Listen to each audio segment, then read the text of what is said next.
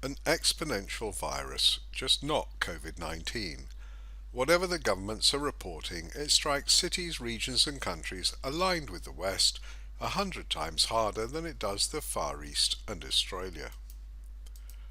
Note to censors, we use only government data. If you have a problem with the results, speak to the government. This was the least pleasant report to work on because city data, astonishingly, is agonizingly hard to come by. If someone says, "Oh, it's here," I'll spit. Even Paris and Brussels, which ought to be for easy, I failed on. As such, I don't feel quite the same assurance that the data is clean, readily verifiable and can be fact-checked with ease, but it is my best effort at researching one of the last key topics: just how bad is New York and its Cuomo virus? I'm glad I checked. The Far East, with its remarkably low country figures, was never going to generate high city figures. But was New York going to be alone? It turns out not exactly. Indeed, it doesn't even make top slot, astonishingly. Like I say, far too tedious to generate. I'm not going to go back and double check each figure. Even if I did, it would be essentially pointless. I had to use such things as the majority of cases were in X as an indicator of how to apportion a country's cases to a city where there was no city dashboard, i.e. most of them. Also, you're only seeing perhaps half the non-US cities downloaded from Wiki as major cities because I simply couldn't get any data, let alone good data. 5 minutes each roughly, more than I wanted for such a tedious task, and still no joy.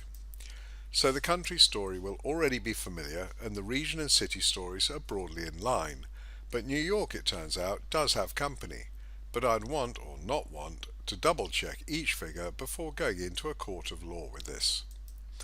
Take it as a strong hint that something is rather bizarre about this virus, which hits the Far East slightly, non-aligned countries somewhat harder, 10 times harder, and Western power centres 100 times harder. Now that is exponential.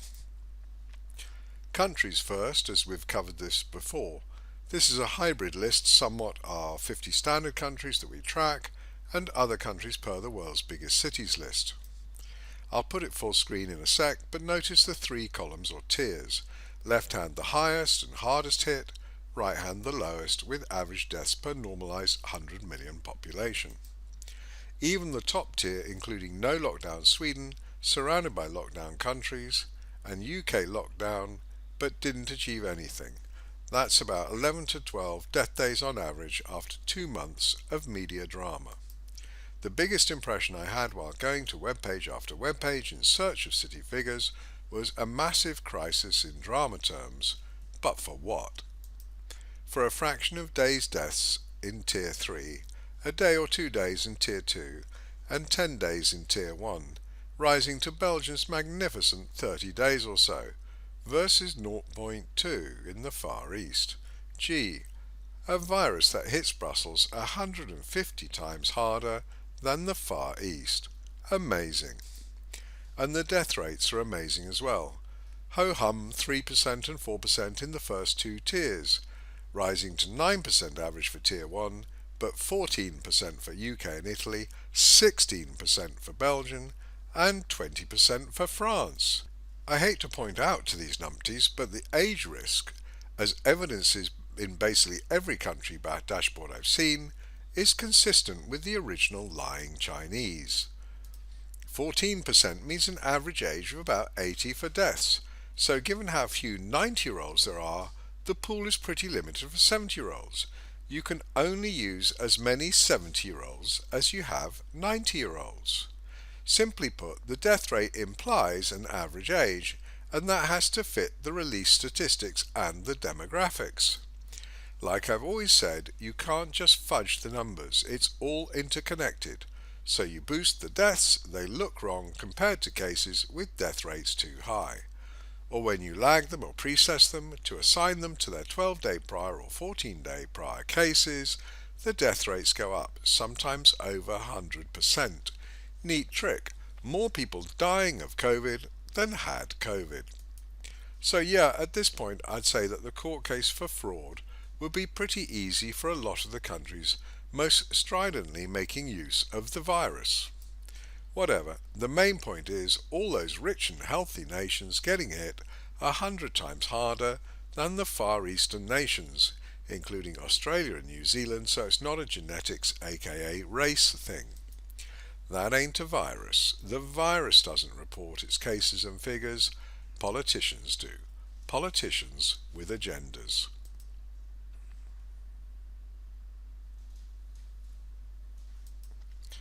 Here's regions, which shouldn't be too bad data-wise.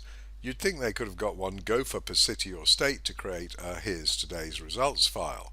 Apparently not. Similar to countries, and again 100 times worse for the Western power centres than for the Far East. Spain, again a 14% death rate, margin for plausibility.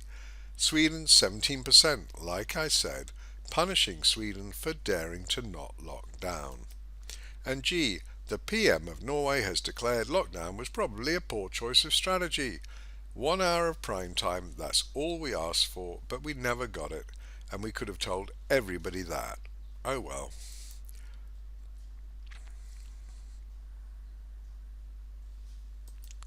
Here's cities, 64 of them, so he kept the 20 by 20 by 20 format and dropped 4 off. China had plenty anyway, but notice Seoul, South Korea, completed by the time Ferguson published his report. Its death figures are so low it's a spare and doesn't even make it to the table, and yet that was the country after Hubei, China, that could and should have ended lockdown before it began. Instead we have Johnson talking to the man who funded Ferguson, the man who lied or misrepresented the facts 26 times in 2 minutes 30 seconds to get advice on further policy. It is an occurrence that nauseates me, that we should be helpless while the obedient servant or incompetent PM, take your pick, gets instructions on Phase 2, after a disastrous, for democracy, Phase 1. Meantime, London is the standout winner of the most absurd death rate, 29%. Seriously, go do your fact-checking on that, because it's priceless. Maybe I used NHS cases and all deaths, or who knows, but if that stands, then the implied age is around 160. Gee, where did they get all those 160-year-olds and older from? I have no idea.